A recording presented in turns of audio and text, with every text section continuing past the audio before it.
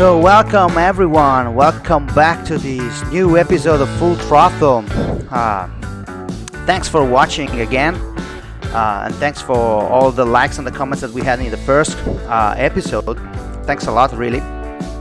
Before starting this episode, I really would like to invite you to subscribe to the channel.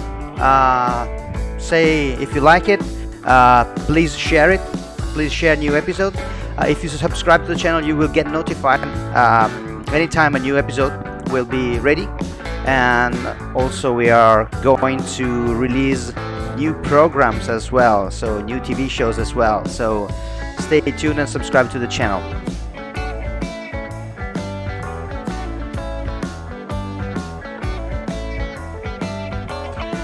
So today I would like to talk about a great driver and a great man named Nico Rosberg, actually. And I really would like to start from a news, or let me say a tweet from Formula One, from the Formula One official Twitter channel that came out on May the 1st. And it was about basically a news, very good news, actually a very good story about a Nico Rosberg fan that she had some troubles because of the COVID situation, and she's actually in trouble getting food and going to the grocery store and buy some food because she has some issues in her body, some physical issue, right? And so basically what happened, and this is something that happened some weeks ago, actually, but this girl decided to make it public just yesterday. What happened was basically she tweeted about her problems, about her issues on getting food, and Nico Rosberg tweeted back. He replies to the tweet by saying, "Okay, if you have some troubles, what I can do, I can deliver you 500 euros on food at your home, so you can stay safe at home, and I'll deliver these 500 euros in food directly at home for you. Just let me know if you have any grocery shop close to your home that can do the delivery, and I'll take care of it."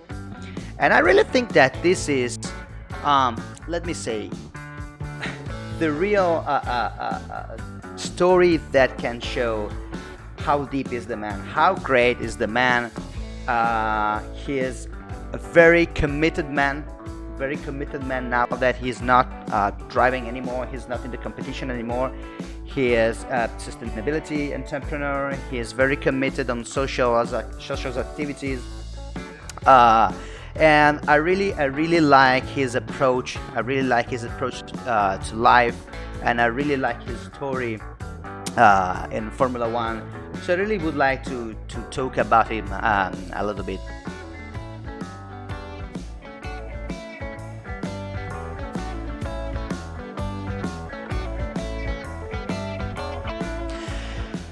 So actually, really don't like what a lot of people says about him, especially when they talk about his championship victory in 2016.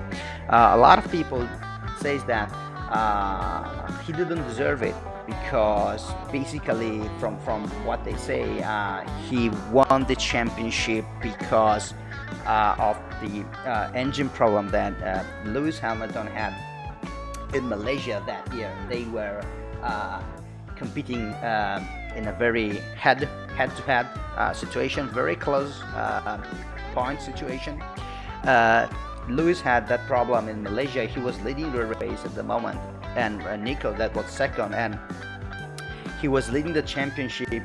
He led the championship for basically almost all the season, but Lewis was catching up. And a lot of people really say that he basically won that championship because of that engine failure in Lewis. Let me say that I really think these are bullshit. Honestly, these are bullshit. This is racing. You may have engine problems, you may have failures. That's that's racing. So please stop saying this bullshit. Nico really deserved the championship. He did a fantastic season that year. He started super well with super well. Let me say shape. He was in a super good shape at the beginning. He take a very important lead in the first uh, part of the season, and basically then he was in control of it, and he just kept going on and bringing points at home, and then finally he won the championship. And actually, I think that one very interesting thing, looking back at that championship, I think that what Nico showed us was not only his talent and his ability to win races and to win a championship, but I think that at the end, let me say that the real story behind that is how you can really be successful in a very hard and competitive context and scenario like Formula One is actually. Because actually what happened, if you really look back at that year, Nico won that championship mostly because his ability to be mentally stronger than Lewis in that championship. And I think this is something that it's not really easy to do. A lot of people say that Hamilton is like the hammer. He plays mind games with you, with interviews, for example, during the season. Actually, Nico showed us that people may say that you don't have the same talent than Luis, for example. People can say that you just in Formula One because you're the son of Nico Rosberg, Formula One World Championship in 1982. People can say a lot of different things, but actually what's really important is how you are strong mentally, how is your behavior, how is your attitude, and the way that you work on a day-by-day basis to get your goal. And actually what really showed us was that being successful, it's a matter of commitment. Give 100% every single day. Use every inch of your energy, physically and mentally, to get your result. It's about give everything that you have. It's about taking rest. It's about understand that you may have some failures because you are in a very competitive, in a very complex context, in a very competitive context, and everybody wants to win, and everybody, they just push up to the limit to win races, to win championship. And so actually what really it's interesting to me in that specific story of that specific season in Formula One, it's exactly like that. It's how I can be successful even if a lot of people, I would say, don't 100% trust me. That's the real story. Be super committed. Be the best version of yourself. And this is something that really it's something that I really like, and I really like to talk about it because a lot of great champions, not only Formula One but in so many different sports, actually they are great people, great champions because they try to be the best version of themselves every single day, and is the secret sauce. That's the recipe to be successful. You don't need to be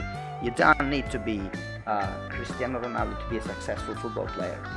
And yeah, people may say that you don't have, again, the same talent, the same level of, the same. You don't have the same speed, the same natural speed of Lewis Hamilton. Well, maybe yeah, okay. Honestly, I'm not really sure about that. But anyway, maybe yeah. So what?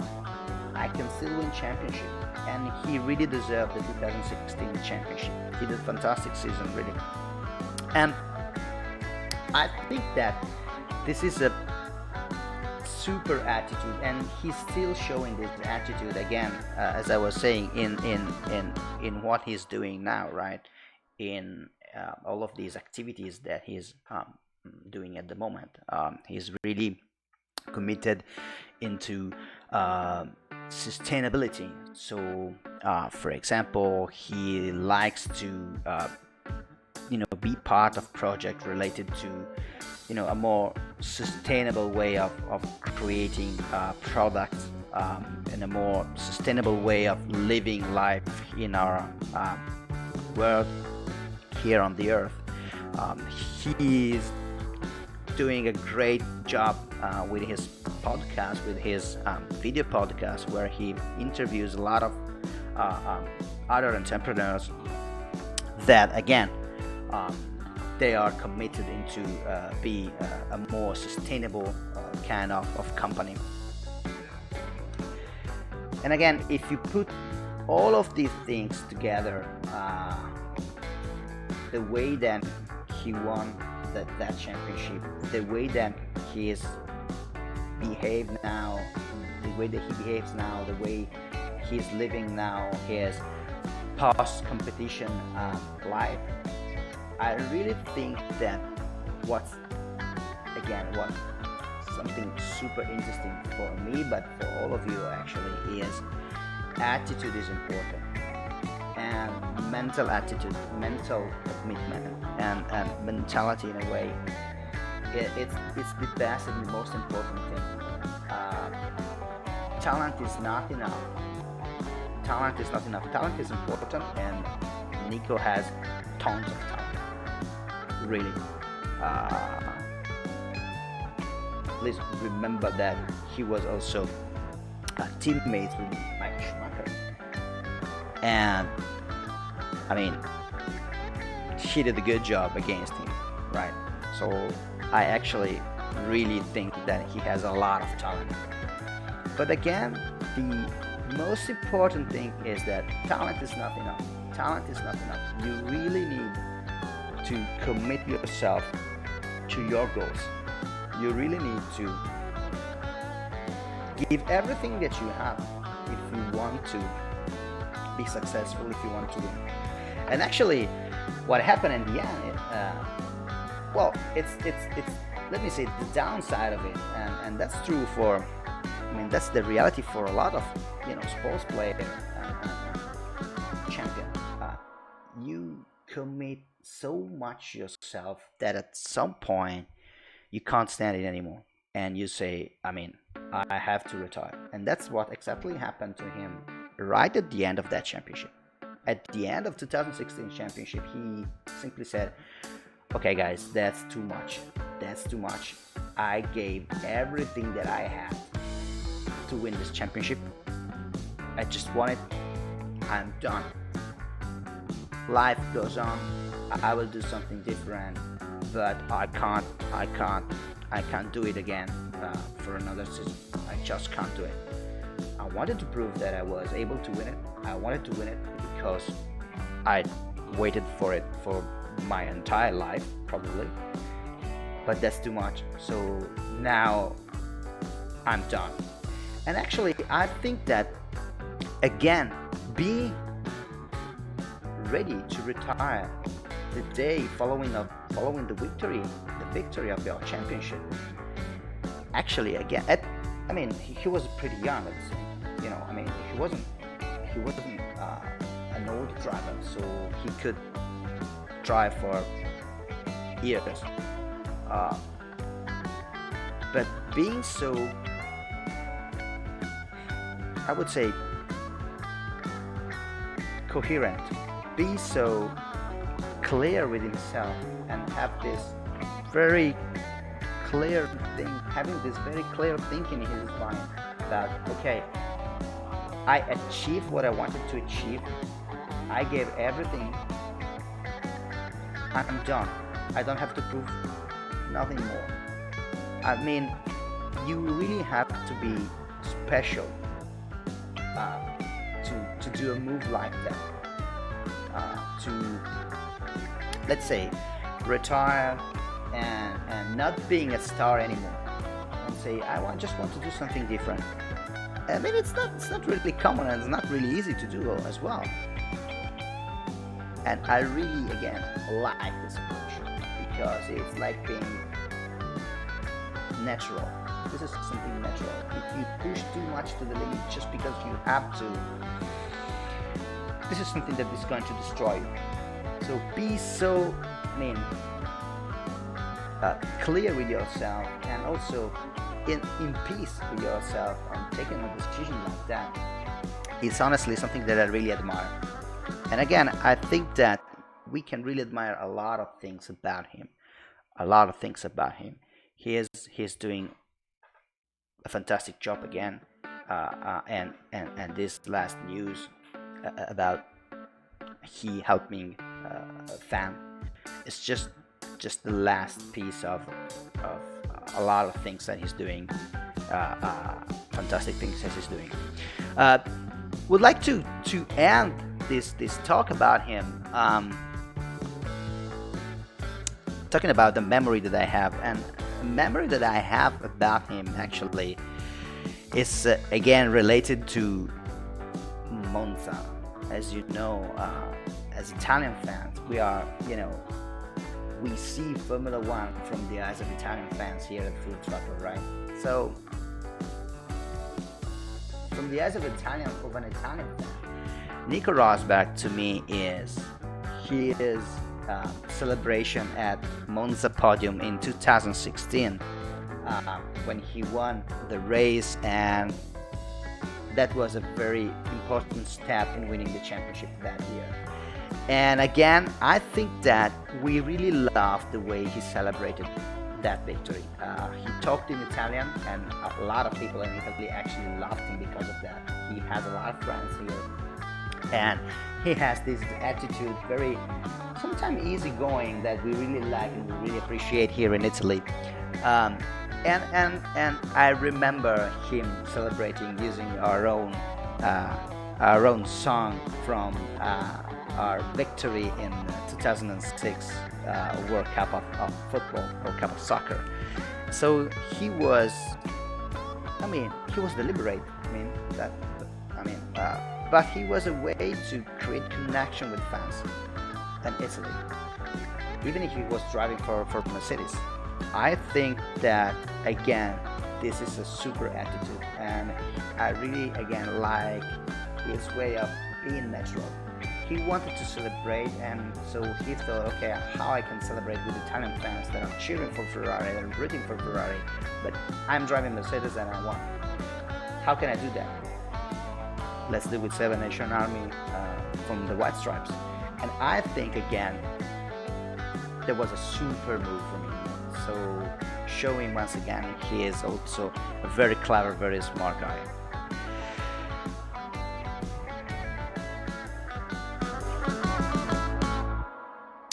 So if you like this episode, I would like to say thank you to you. I would like to invite you to subscribe to the channel, to push the ring button so you can be notified anytime we will release a new episode. And I will invite you to say I like this episode, and please share it. Please share it.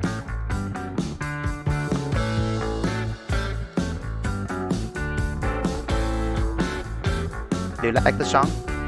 Comment if you like the song, or if you want me to change it. All comments are really appreciated, right? Okay. So, have a good day, have a good weekend, and we'll see you very soon.